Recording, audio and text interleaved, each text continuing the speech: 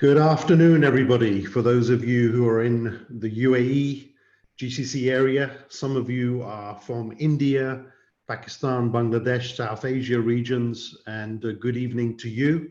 And some of you may be a little bit earlier in the day in Kenya, South Africa, and a few other countries. So please welcome to our Family Business Academy. Good afternoon, everybody. For those of you who are in the UAE, That's interesting what happens. So today we are live actually, and it seems like when you go live on YouTube, there is a little delay. So that's quite interesting. It's the first time we're doing this, giving a chance to not only add value to all our members, but also broadcasting this live right now through YouTube and a couple of other platforms. So really appreciate your interaction. Your details will be kept private, of course. You'll notice at the bottom of the screen or top, depending on your platform screen, you'll see an opportunity to engage with me directly. You can go to chat and to all panelists, which will just go to me directly. You can ask me questions as I go through this presentation with you. So I want to thank our Family Business Academy members and also our clients from RTS Global Partners, our parent company, for being part of this program today. The focus of the session is on business growth strategies in tough times and also business turnarounds, especially at your stage where you could be involved in a business because of the pandemic situation, or maybe even before the pandemic situation, a business that was bleeding, not doing too well. How do you turn it around? And my objective in the 55 minutes that I've got left with you is to leave you with one or two ideas and tips that you could think about, discuss with your family members at board level, or decide to discuss this with your leadership team. And hopefully off the back of these one or two ideas, it leads to making a decision and you moving forward and taking action. So on that note, let's get started with what I've got planned for you. I'm not going to hang around. Let's get straight into it. I'll be sharing my slides with you. And there's quite a lot of information on these slides. You can reach out to our HQ after the event today. And for those of you watching this live on one of the social media platforms, you can go to our YouTube channel, go to the description area about the company, and all the details are there so you can deal with us directly. Or simply put in Family Business Academy into LinkedIn and our entire company profile will show up. So when it comes to really building strategies, one of the things that we've done with RTS Global Partners, our parent company, in the last 19 years, for those of you not aware of our brand and you on this webinar today, we've worked with 128 families now across the globe, mainly across Africa, Middle East, and South Asia, and about 24 countries now.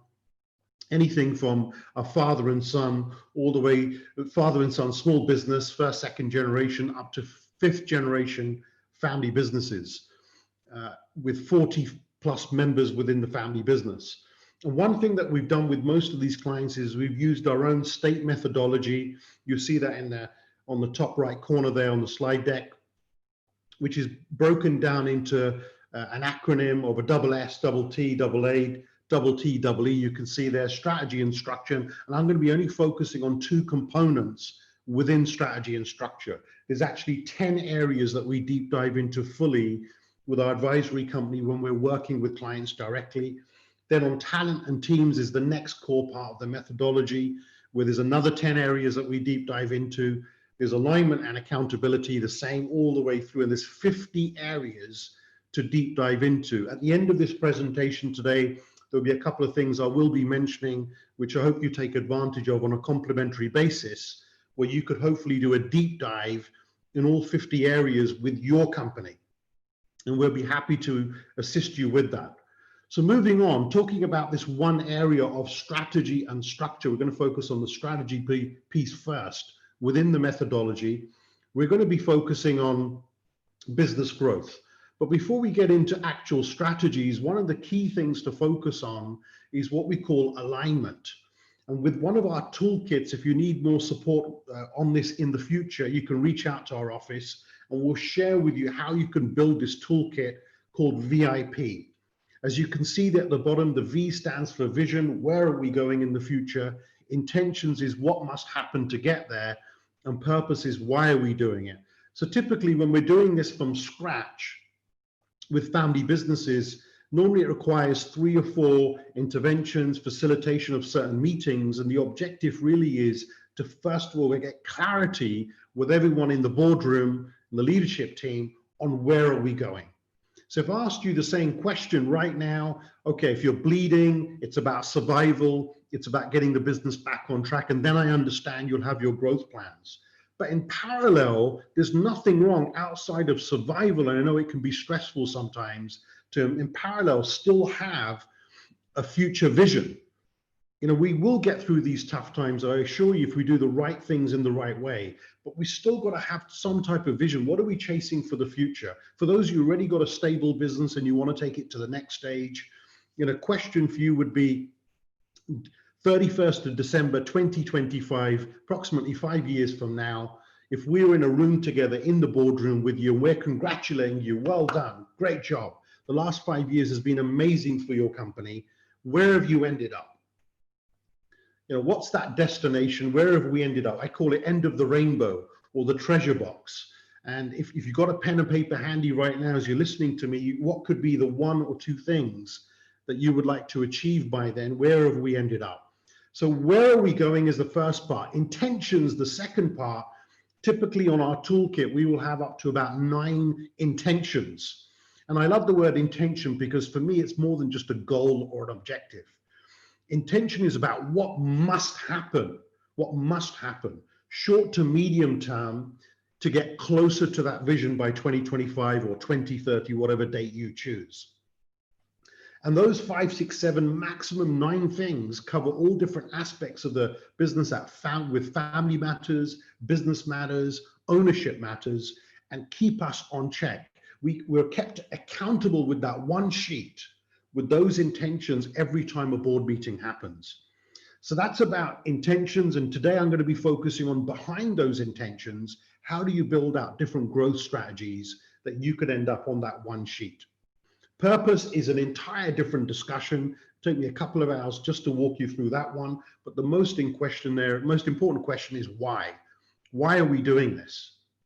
Is it to create social impact? Is it more wealth generation? Is it because the chairman wants to be on the front cover of Forbes? Some people are driven by these things. Everyone's got a deeper why. If you take RTS Global Partners, our group company, our strapline is very, very clear. One family, one legacy. We want to work with one family at a time to support them, give them the right tools, the right education, create the right awareness, guide them, be the catalyst for them to transform in the future. But most importantly, we're driven by one legacy. That one family stays united, stays together, hands over the business and the wealth to the next generation, and that legacy continues for over 100 years, as only 3% of families will get there. So what's your purpose? What's driving you right now? And as you're listening to me, you could be thinking, Reg, I have no idea what my purpose is. Well, that requires a discussion, because the purpose could be the glue that keeps the family together, where it wakes us up every morning. We wake up every morning, we can't wait to go to support our family business because we're driven by that purpose. So I hope that helps just as a starting point. As I go into a little bit more depth here, I don't expect for you to understand all of this. With the advisory work that we do, we go into a lot more depth in what I'm going to share with you now, which is my matrix model. I've been implementing this for many years. And essentially what this does with a family office or a family board, or just the family members, could be only 2 of you who are running the business, is understand in this matrix of 9 areas, what do you want to achieve in each of them? First thing would be, are any of them important right now?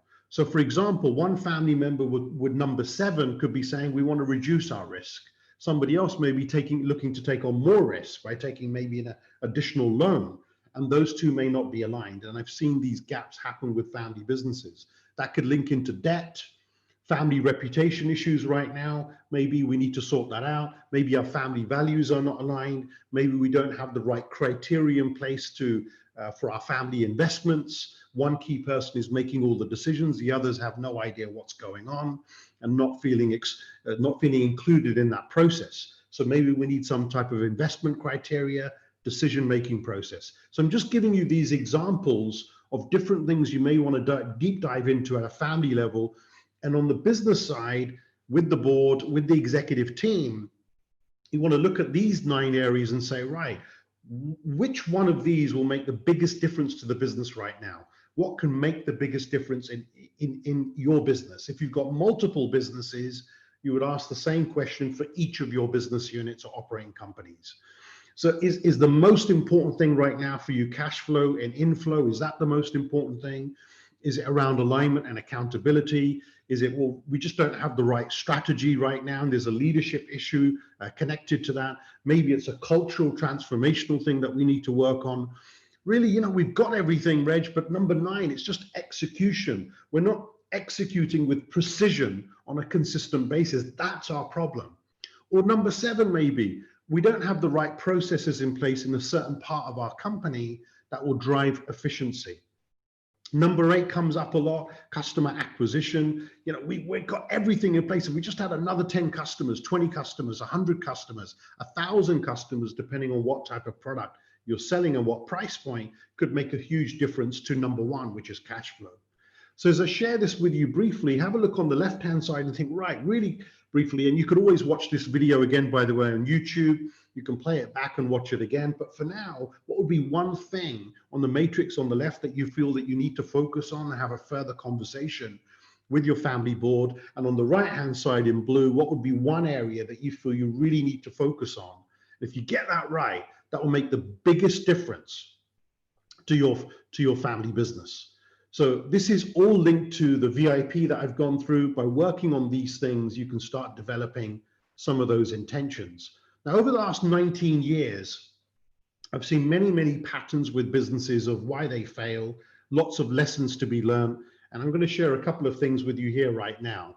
The first thing is, if you look at the bottom there, it's quite classic. It's been presented all over the world in different doses from business schools. We've presented it for many years around the first, second, third generation situation, which is normally referred to shirt sleeves to shirt sleeves. So the first generation roll up their sleeves, they're hands-on, there is no wealth, they're working 100 hours plus a week, they don't really see their family much, but they are thinking about building something for their family for the future and creating that security. And that first generation just go make it happen. They're built differently. They've got fire in their belly. They've got huge intent, backed with huge willpower and determination. They must do it. There's no maybe. And the wealth comes as a result of that later on. The second generation end up watching the first generation do this, so they acquire some of those habits as well. That doesn't happen all the time because only 30% of family businesses will get to second generation. But the rest, you know, have failed. They didn't manage to carry on. The 30% that did carried on building that business. And then we get to that third generation where unfortunately only 12 to 14%, depending on where you are in the world, will get to third generation. So as we look at these things, mainly for the SME industry, the small to medium-sized enterprises, the family SMEs, what goes wrong? Why do so many of them fail? Well, if you look at the right-hand side, this is my list of 8 based on many, many lessons learned with family business over the years of typically what happens. We're going to go through this fairly quickly, but see if you could resonate with this and see if there's 1 or 2 areas that you feel, you know what, that's happening. I need to work on that immediately, because if I don't, that's the end of my legacy. Out of cash, you know, it's so important to understand cash flow, what inflow, what's coming in, what's going out. Both of these need to be looked at in detail. And we'll talk a bit more about that later. So maybe they're just out of cash and therefore they're dead. There is no market. Maybe they have a good product, good service, but there's no market and need for it maybe in their current city or town or country. Maybe it's time to go into a different region, go international, and maybe that could help grow the business. With number 1, maybe it's an opportunity to reduce some costs, look at other ways that we can generate cash, and I'll get to that later as well. Number 3, we've just realized that we've got absolutely the wrong team. See, when you're in a pandemic situation or a global recession or a crisis, sometimes the team that was with you, at the beginning or at the growth stage may not be the right team that could get you out of this situation when you need a turnaround. So maybe we've got the wrong team and we need to relook at how we're going to have the right leadership in place to make sure that we turn the business around. We're just being out competed. There's some 19-year-old who's now gone to an e-commerce platform, and where we had our retail shop with our clothes, that 19-year-old is now selling similar things with no big overheads, and we're being outcompeted. And that links into number 8, which is maybe we've got an old business model and we haven't evolved with the times. We haven't linked our brick and mortar business maybe with technology. Rising costs, and if costs keep rising in different areas, again, the business is not going to be sustainable, it's dead. We've got a product that's dead. No one really needs this product anymore. We were great 10 years ago, but now this product really has no need. It's irrelevant in the marketplace. And especially with the pandemic, so many things have come up around the world where those old products now have really become irrelevant. People don't need them anymore. People have got a new way of operating. Marketing, really simple. If no one knows about your brand, if you're not doing any PR, if you're not out there in the public domain, creating some noise in a professional manner, how are people going to know about you? If all you're relying on is the same customer base or database, that's not going to be enough. You need to reach new people, and we've already talked about the old model. So if you're watching this today and you're more of a what I call a small to medium-sized enterprise, a family SME, typically under $10 million in revenue right now, and only a couple of family members involved, this list will be very important for you. Now, if you want more help to create that regeneration path, the green dotted line to move upwards and not be in the situation where we decline, we run a separate session for our clients where we go through 52 strategic questions, okay? 52 strategic questions to help you build the right strategy, especially for family SMEs. So reach out to us for more on that. But now let's get into growth strategies, okay? How can we take this to the next level? Many years ago, over 20 plus years ago, I had a chance to get into blue ocean thinking. And for those of you who haven't read the book, I highly recommend it. It's a very, very old book called Blue Ocean Strategy. And as I read this book, I thought, this is really great. However, the types of clients that we're dealing with, first generation entrepreneurs and family businesses, this is just too complicated. And there's no way we could build out this canvas idea that they've got in this book, which is taking massive airlines or Fortune 100 companies. Most of these family businesses we deal with, they just want to keep it simple. They haven't got time for this big sophistication strategies and come up with a 76-page document. So I thought, is there a way of simplifying this? And eventually I came up with my 4-step model to keep it really, really simple. And this is backed up with proper toolkits for our advisory clients, where we work on this and hold your hand and guide you through this process over a couple of months to build out your strategy. So let's get stuck in, and I'm sure I'm going to leave you with some helpful tips to grow your business. So the first thing to consider when we talk about the 4 oceans, essentially on the left-hand side of this first circle, I want you to imagine that you're on the coast somewhere, the closest coast possible to where you live right now in the country that you're in, or one of your neighboring countries, and imagine being on the beach, both feet in the sand, looking out at the ocean, whatever ocean it may be. The closest one to us here would be the Indian Ocean to the UAE. So as we're looking out at that ocean, the furthest point that you'll be able to see with your naked eye is the right-hand side of this first circle that I'm showing here, called ocean number 1. And as you look out from the beach and looking out to the furthest point of this ocean, this circle represents all your existing customers. Now, for those of you watching this thinking, Reg, you know, the old business is pretty much dead. We need to reinvent ourselves fast. We need to regenerate fast with the situation that we're in right now.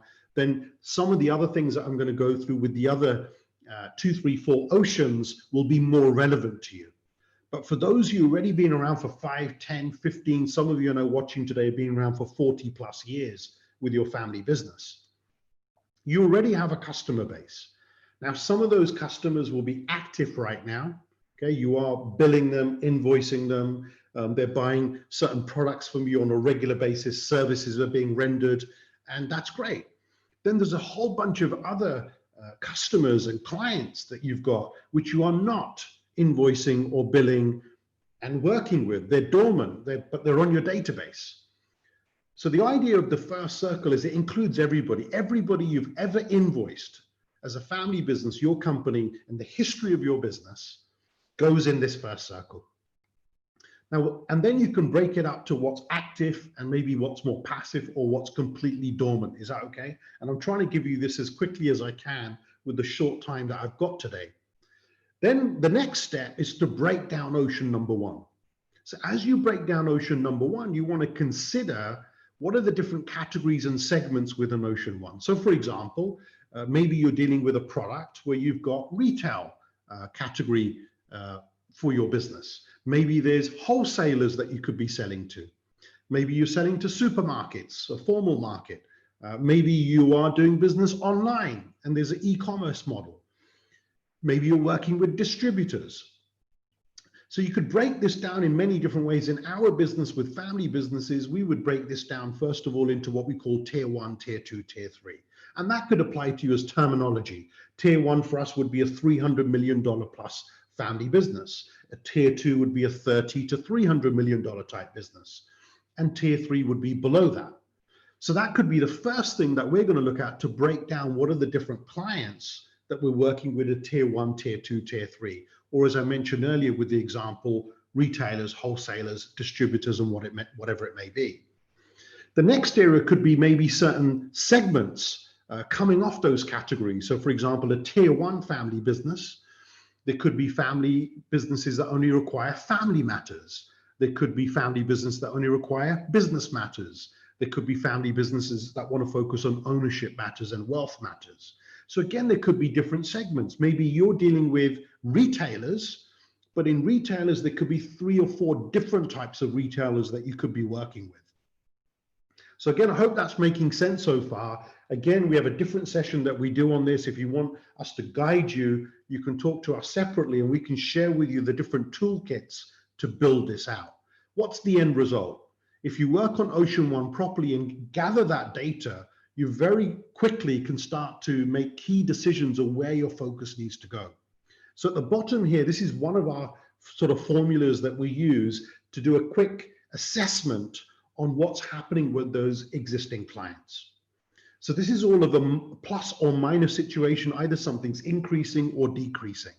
So number one, let's say you've got category 1, segment 1. Okay, so that's a very niche area, one path within the ocean number 1, and there's multiple versions of those. But that one path you'll take and say, right, we're going to take those 10 customers and let's see what's happening. Number one, has the volume increased or decreased with that base of customers in the last 12 months? Or you could focus on just 2020 and looking at the pandemic situation right now. Has the frequency increased or decreased? Maybe they used to give you $1 million worth of business a year, and they used to buy from you, order from you, do business with you on a monthly basis.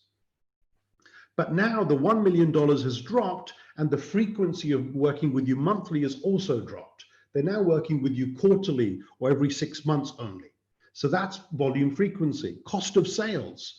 What did it used to cost you to sell to that client?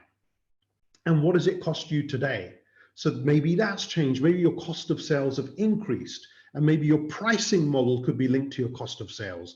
Maybe there's a certain incentive that you're giving out of your margin to maybe other third parties, agents or partners or other organizations you could be working with. Maybe there's an alliance partnership you have in place, a license type deal, a franchise type deal. Expenses, your operating expenditure, your fixed costs, rather than your variable costs. What's happened there? Have they increased or decreased in the last 12 months? Therefore, this will all have an impact on your net margin. Has your net margin with those customers one by one, looking at all 10 of them separately, has your net margin increased or decreased?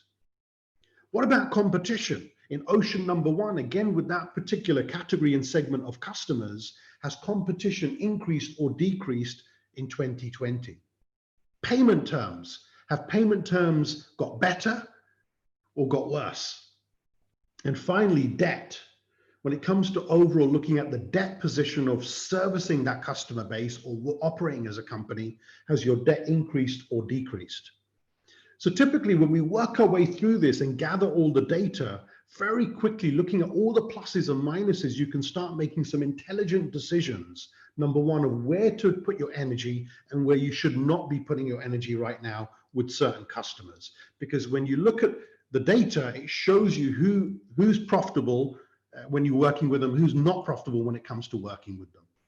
The next thing that we do with Ocean One, when we work with our clients, is when we're actively doing this with our advisory clients, is we pick a base of clients that we would call up. We would ring them, we would try and meet them. In this case, we would do a Zoom meeting with them. And the objective here is to get honest feedback. Sometimes we shy away as owners or running our family businesses to get authentic and honest feedback from our clients. So typically when we call our clients customers, we ask questions like, what do you like about what our client does for you? What are things you like about what they do? Oh, great, tell us more. What are things you dislike about what they do? Okay, tell us more. What are things you'd like them to do more of? What are the things that they're doing that are irritating you right now, they need to just stop doing? What are the things that they need to do where you will double your business with them in the future? And I've just given you really quickly off the cuff, maybe 5, 6 questions from a long list that we have. And we work our way through all of those questions to get feedback.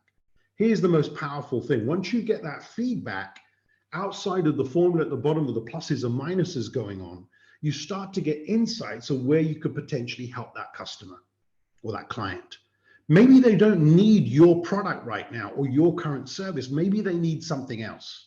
You used to sell them tables, but what they really need is chairs. You used to sell them chairs, but what they want is tablecloths. You used to sell them tablecloths, but what they really need is lighting. You used to sell them lighting, but what they're really looking for is technology. Whatever it may be, maybe there's something else that they require. And long as you've got the trusted relationship and they trust you, this could be an opportunity to solve that problem by maybe partnering with other people. And that leads us naturally to ocean number 2. So ocean 2 is all about all the customers you don't have. We've talked about ocean number 1. By looking at what you have, you can work on retention strategies, get feedback, look after your customers and clients more successfully, maybe go back to all of your dormant customers and start getting feedback, finding out what problems they have and start developing new solutions. It may not be what you're currently offering. Ocean number 2 is much bigger ocean. Remember I said the furthest point of ocean number 1 would be what you can see with the naked eye. To get to ocean 2, you're going to need more resources or redeploy resources. You may need a little boat, if using that analogy, to get out to a deeper part of that ocean. So these are all the customers you don't have. Do you have a prospective database built right now? A list of 30, 40, 50, 100, maybe even 1,000 prospective customers or clients you would like to do business with? Do you have that list? Number 1, yes or no? Number 2, do you have dedicated resources in your team that will focus on that list? Typically what happens in most companies that we've seen in family businesses is that the team that are working on ocean number 1 and building relationships with people are typically the same ones also focusing on ocean 2, and we're expecting miracles out of this team. And sometimes the ocean 2 strategy needs a different type of DNA profile, as I call it. You need people who are hunters, while the ocean 1, as we all know around the world, are hunters and the farmers.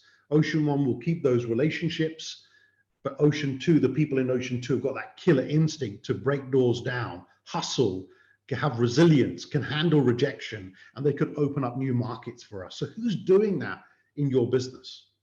In ocean number 2, we also have a toolkit that we use with our clients called a top 30 by 5. A top 30 by 5 toolkit is where we nominate key people in the company who will have their own personalized top 30 by 5 list. Typically, this would be 30 prospects, prospective customers, prospective clients that they would like to do business with that they're not doing business with today. And the times 5 is a scientific way of tracking what value you need to give and what information that you need to give over a period of time, minimum 5 touch points, to build a trusted relationship to a point where that person is now open-minded enough to buy from you. We've proven this with many clients around the world. We know it works long as you follow the process.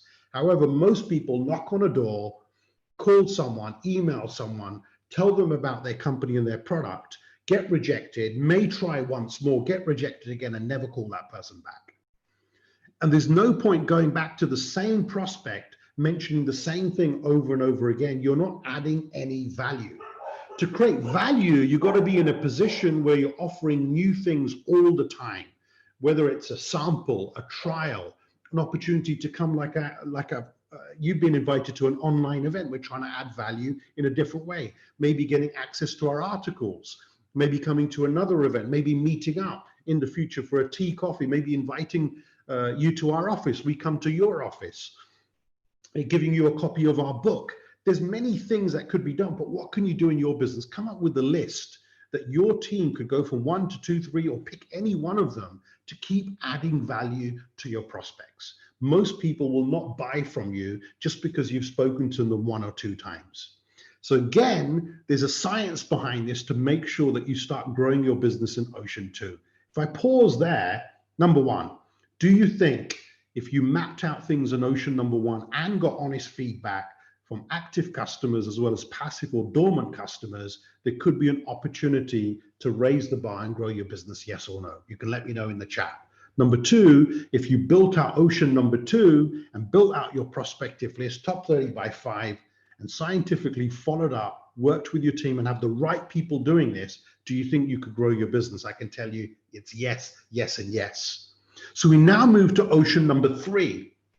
Ocean number 3 is all about value addition, which is what are the other touch points around your core? I call it the ecosystem.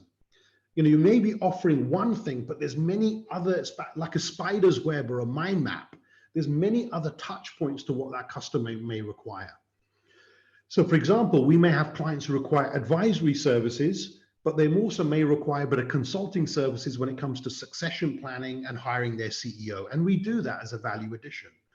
Maybe they need educational services, which is why we partnered up with different companies many, many years ago until we created our own academy.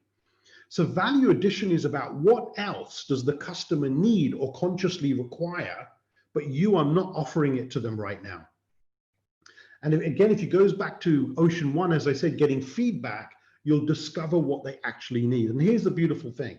As you start creating more and more value with new things, sometimes that one new thing that you've started to add value with, which could have been done with a partnership with somebody else, may end up becoming your next major revenue stream. It could eventually become bigger than your current Ocean 1 and Ocean 2 situation. So this is what we refer to as Ocean 1, more value addition. Create your ecosystem, create a mind map, and look at the 30, 40, 50 touch points that link with your core business, okay? And you'll be surprised that you've suddenly found 10, 15 other areas you could look for new products or services to help your clients and customers. And finally, my favorite has got to be Ocean 4. It's deep sea, deep ocean. You're going to need a big ship. You're going to need more resources. You're going to have to chuck some money into this, but it's all about innovation. I was interviewing someone today for my channel. For those of you who are not subscribed, go to Reg Athwal TV Family Business Academy on YouTube. And we've got about 150 videos on there. And there's a new episode coming out next week where I interviewed the gentleman today, $400 million business, family business, second generation. And he took this from $10 million to $400 million in a short space of time. And I asked him, what do you put that down to? And he said, we had our core team doing, in this case, as I referred to, Ocean 1, Ocean 2 type of business. But we had another team that always focused on the future. That team was a separate team that only focused on innovation and focusing on the next thing. And right now, even in a pandemic situation, next month, that particular company is about to launch a brand new revolutionary product to do with energy and renewable energy. So are you doing anything on the innovation side? Are you stuck in Ocean 1 only? Because Ocean 1 will get smaller and smaller. Your competition are trying to grab your customers. You're trying to grab their customers. The only thing it's going to come down to is price eventually. Okay, that's it. You're playing a price game, nothing else. There's no other way. Ocean number 4 is about high volume, high frequency, managing your cost of sales at a decent level. Operating expenses are managed at a decent level. Your gross margin is high, 60, 70% in some cases, zero competition, upfront payment terms, and zero debt as a result. Would you like to be in that type of business? So Ocean 4 needs a completely different strategy. What have you done this year during the pandemic, which is the best time? In a crisis, is the best time to innovate. What new things have you launched this year? Question mark. If you haven't launched anything brand new, you are not playing in the Ocean 4 space, and therefore somebody else is. And you are just going to focus on survival in Ocean 1 and Ocean 2 areas. So I hope that makes sense. In summary, even though today's keynote is very, very brief, you need to work on all four. Is that all right? What's your Ocean 1 strategy with your existing customers, active, passive, dormant? Revive them, focus on what you could do with them, look at where the profitable ones are, look at the ones that are not so profitable, where do you want to put your energy? Ocean number 2, top 30 by 5, separate strategy, get the right people on it. Ocean 3, ecosystem, what are all the other touch points? How can I create partnerships or alliances and work with other people to bring in that value addition? And lastly, ocean number 4, where is the brand new innovation where we can solve problems? When I talk about innovation, I always look at this formula, 1 + 1 = 11. 1 + 1, you take one thing that already exists and improve it. You take something else that already exists and improve it, okay? So think about that as a strategy for innovation. It's really simple. I've got 47 others that you can use. And again, if you're interested in more sessions with your company, we can explore those. But for now, take one thing in your company right now with one of your products or services or delivery mechanism and improve it. How could you make it faster, better? Take something else, could be in your company or outside of your company, and take that and see how you can improve it, make it faster, better, and then take both of these things and put them together. And by putting them together and making the improvements with both of them, you've now created a brand new ocean. You've created a new revenue stream, and that's the type of brainstorming that needs to happen. If you look at some of these images here on the deck, these are all potentially multi-billion-dollar, some of them could be trillion-dollar industries in the future. But are you involved in any of them? Whether it's voice activation, how many of you got Alexa or Google Assistant at home? This is the future. This is going to show up everywhere. We talk and things are done for us automatically. We're talking life sciences, real DNA profiling, not the DNA profiling we do when it comes to assessments and evaluations, really getting into human beings and knowing their profile. That's where it's going. Stimulating parts of our brain that human beings have never used before. Virtual reality, AI, and many other things. In the future, there'll be Reg 2.0 that's delivering this, not Reg old 1.0. So we've got to think about, where do we need to push our business for the future? What else could we be adding on in ocean number 4? So hopefully I'm leaving you with a couple of things to consider. So that's really the first half of the session. Just in the next 5 minutes or so, I'm just going to flick through a few slides and share with you a sample of a couple of things that we cover on our business turnaround module. Now, for those of you not aware, the Family Business Academy, we have our own private group in the Family Business Academy, membership levels that are coming up at the end of this year. We can give you more information on that. We've also got online certification program for our family business owners and next gen. We've got an advanced practitioner program that gets launched next month. And we've also got something called OTS, which is online training schools. So we currently have 10 online training schools, and within those 10 online schools, we have in total 150 modules in our basket. Each of these modules are typically delivered for 90 minutes in-house, privately for our clients. And in some cases, people end up working with us long-term based on what's happened this year, where people want to be online. And we end up having 4 or 5, up to maybe 10 modules that are delivered over a year, whether it's 1 a week or 1 a month. So this one I'm going to cover now is one of the 150 modules that we cover for our clients. And I'm just going to give you a sample of it. But most importantly, from every slide, there's a lot of points on here. I'm just going to focus on one point at a time to leave you with some value. So there's a bit of a joke here. You can see, any pandemic or recession or crisis situation, we do what we got to do. And then once it's over, typically we sit around the table because we've got wisdom now suddenly. Well, now we know what not to do, okay? So even if you get it wrong, you can still learn from your mistakes and grow as an entrepreneur and as a family business, because we just found a way not to do it for the future and learn. So let's get into some of the things. Typically, when it comes to business turnarounds, these are the things that we go through with clients that need to be turned around. They're bleeding right now. First of all, what are the different signs of a troubled business? I'll share that with you. What are some of the questions you should be asking? What are the different stages of turning a business around? What are some of the financial areas to also look at? And finally, the team, the people, which is really important. How do you turn that around? So hopefully I'll leave you with one or two things. You can see there's 5 things here, which is a sign of a troubled business. I'm not going to get into all of them. You can all read that, but I want to focus on number 3. Typically, this is a warning sign.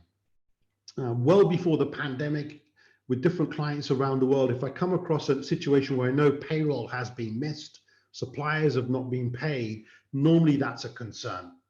And if something doesn't change, okay, based on some of the things we've already covered in this session, if something doesn't change fast, we don't turn this around ASAP, this is going to explode in the future. There'll be another month in the future where payroll is not met. There'll be more suppliers that are not being paid. So there's something fundamentally within the current model and the way the business is operating that needs to change. Whether it's related to cash flow, whether it's expenses could be high, maybe again it comes down to those 8 things that I listed earlier of the reasons why businesses fail. So I would say that if that's happening with you right now or has happened this year, you've got an opportunity, okay? It's never too late, but you've got opportunity to turn it around by identifying where you could maybe reduce costs, reframe, do things in a different way, cut off a certain part of the business that's not required right now, bring it back later, maybe even sell off certain assets, which I'm going to get into with some of the other slides. So what are some of the signs? You know, number 1, time to sell or shut down, or what could be some of the things that you could be doing as options? Sell off individual business assets, voluntary liquidation or forced bankruptcy order, merge with another business. For me personally, all the work I've done the last 19 years with family businesses, we've never really had to do number 1 unless they're a conglomerate with multiple businesses. And then we've taken 1 or 2 typical business units and decided with those that we are going to close them down. They're not profitable, going back to the formula, low volume, low frequency, all the way through, bad payment terms, lots of debt.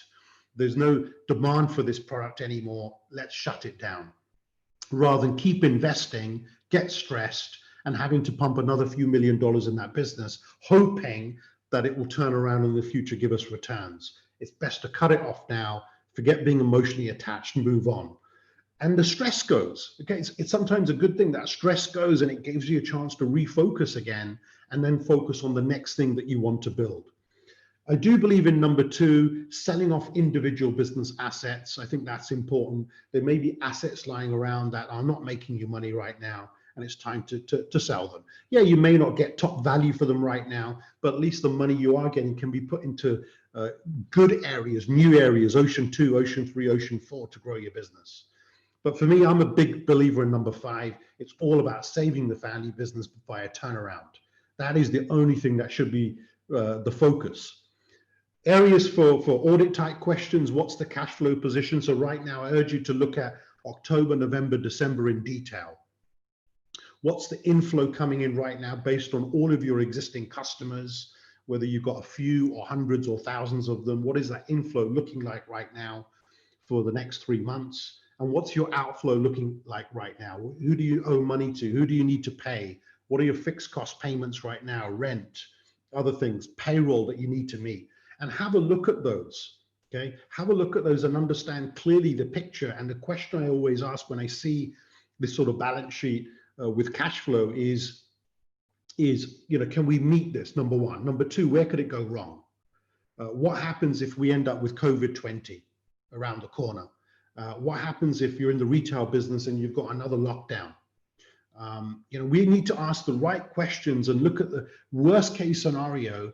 What if 50% of the inflow that we forecasted doesn't come in on time? What if it doesn't come in? If 50% of that inflow is not going to come in and you know what your outgoings are and you're committed to paying those, what does that mean to your business? And if you're not in a position where you can honor those commitments based on a 50%, based on, even if you're down 50% now, what if you're down another 50%? Worst case scenario. If you can't keep those commitments, you have to make some fundamental decisions right now to survive, and then you can rebuild again next year.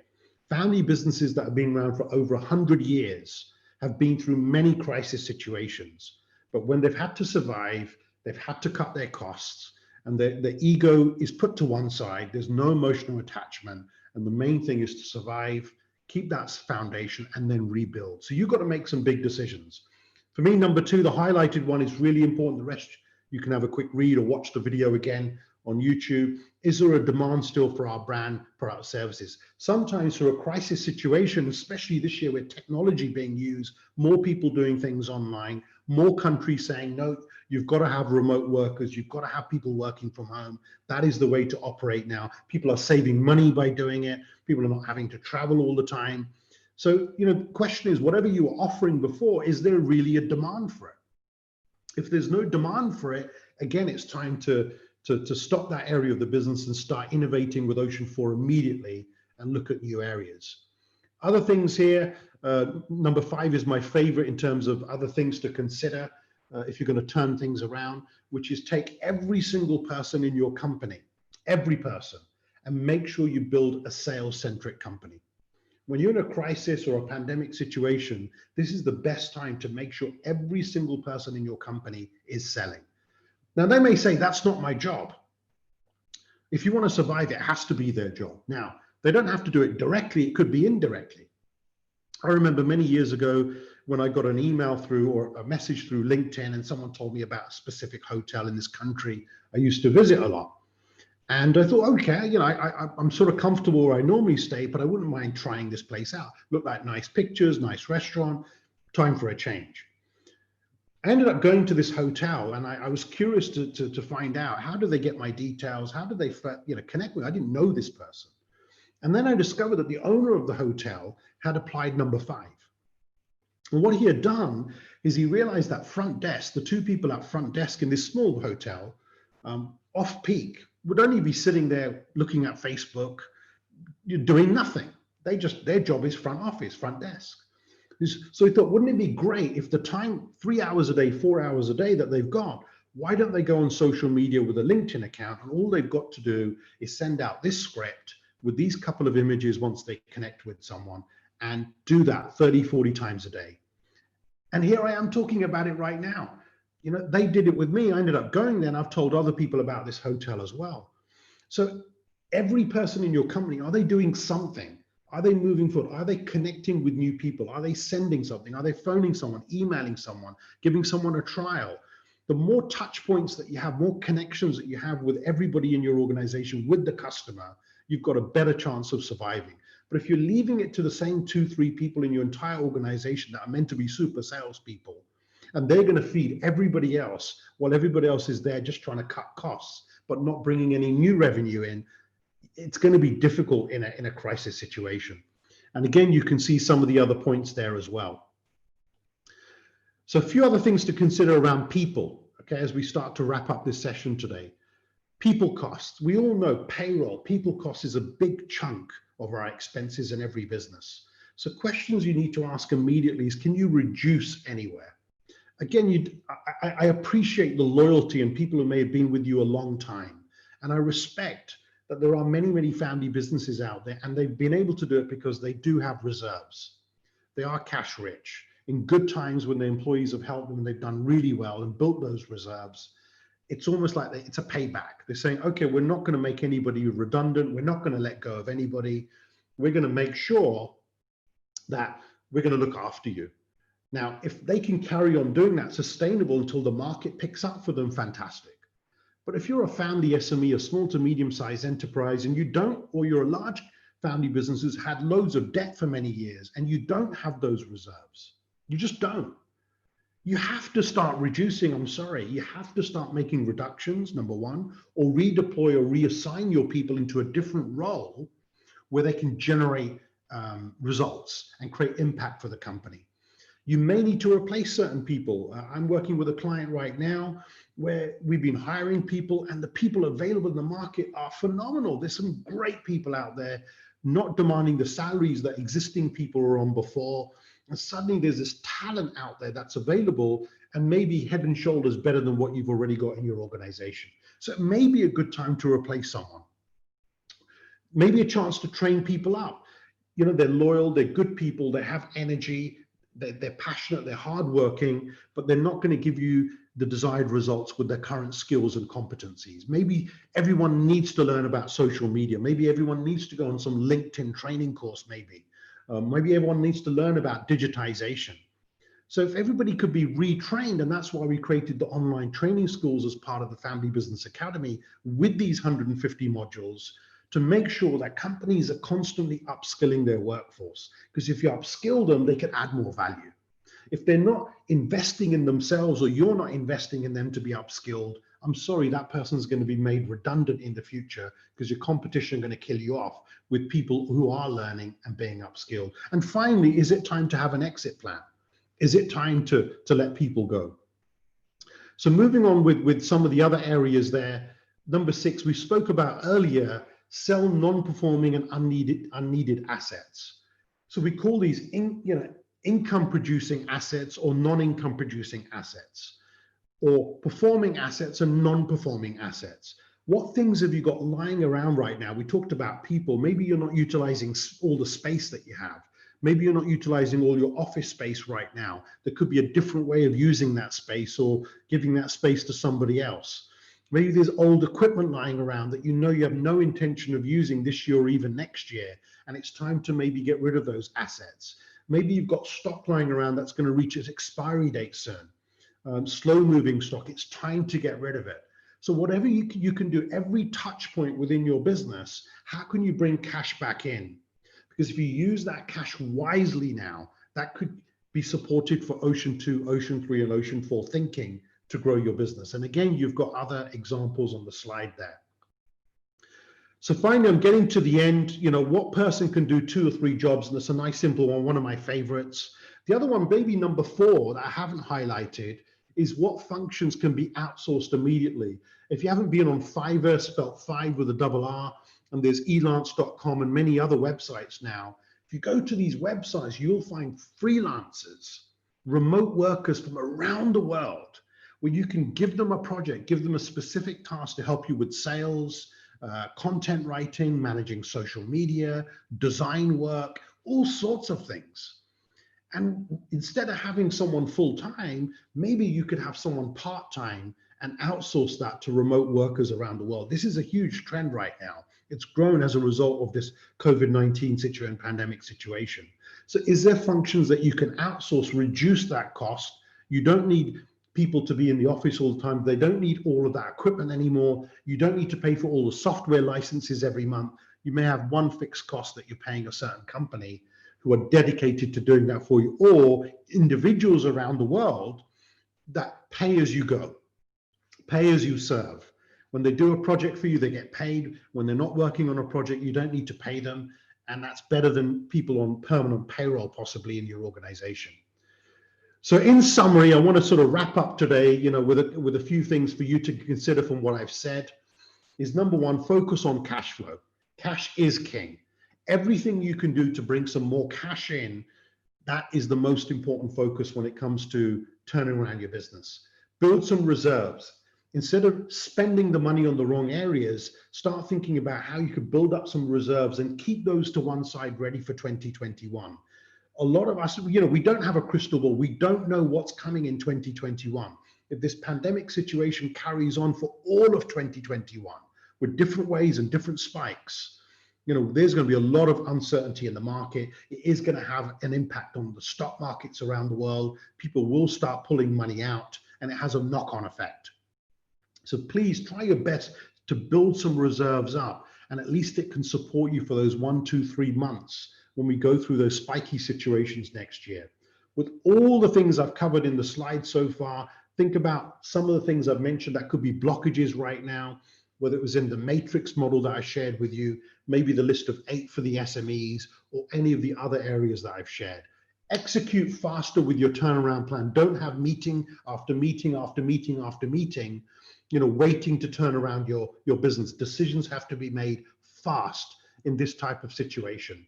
VIP, vision, intention, purpose for the next 5 years. Start getting alignment with your family members and your leadership team.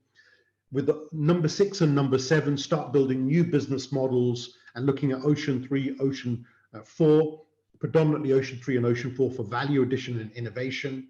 where we come in. Consider board mentoring and coaching. You can't do this on your own. Sometimes being at the top as an owner, as a leader, can be quite lonely. So reach out to us and we can offer you our mentoring and coaching services and keep accountability and keep providing new awareness, education, new tools. We can support your growth. And lastly, for those of you who've stuck around right to the end today, if you're interested in not only what I've presented today, but with some of the tools behind what I presented today and want to learn more, and you're prepared to get your entire family board and leadership team together, we're quite happily booking a 90-minute Zoom deep dive session with you, complimentary on us, because you've been on here today all the way through to the end, and you can reach out to our office immediately or go to our website, go to our channels, and the details will be there, or put my name into LinkedIn and you can find me directly, or Family Business Academy. And we're quite happily put that in, and we can deliver this again, but because it will be private, we can maybe deep dive into specific things to do with your business that could help you. So on that note, that really brings me to the end of the session. And as I come out the shared screen, I see a lot of you have stuck around right to the end. I'm just going to have a quick look at the chat. I can see a few things popping up. Thank you very much for some of the comments. I appreciate that. Some of the questions coming up, maybe how do you overcome obstacles during these oceans, which sometimes is a blockage to move to the next ocean? Yeah, that's a good question. I think that requires a deep dive in itself, which is we need to understand what are the obstacles. So for example, if ocean number one is all about gathering the right data and making decisions around what to focus on and what not to focus on, the blockage could be lack of communication, maybe internally. That could be it. Maybe internally there's a lack of leadership. Maybe there's a lack of decision making. Maybe there's fear. We're just afraid to go down that route right now. Whatever it is, we need to find out and get to the bottom and get to the root cause of what's stopping us building out that particular ocean.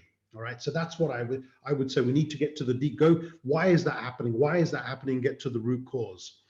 So I hope you enjoyed it. Give me some feedback in the chat if you want to. Most important thing is I always like to end my sessions, whether it's for our clients or the academy, or for those of you watching live today on YouTube, is what's one thing that you've picked up from this session today, the 60-minute session, one thing that you've picked up that is a takeaway for you, and you're going to give it a little bit more thought. Maybe you need to buddy up with someone, talk to another family member, have a little meeting with some of your leadership team members as soon as possible. But most importantly, what's one thing that you've picked up that you've made a decision that you're going to do? What action are you going to take from this session?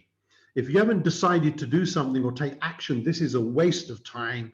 You've wasted your time for 60 minutes and I've wasted my time too. And I always believe in getting results. So I thank you very much, all of you from all different countries around the world who've taken time to watch this. I hope you've got some value. And if you want to know more about our Family Business Academy, reach out to us and we'll keep you updated of other programs and webinars and online events that we're doing in the future. So on that note, thank you very much and enjoy the rest of your afternoon or evening. Bye for now.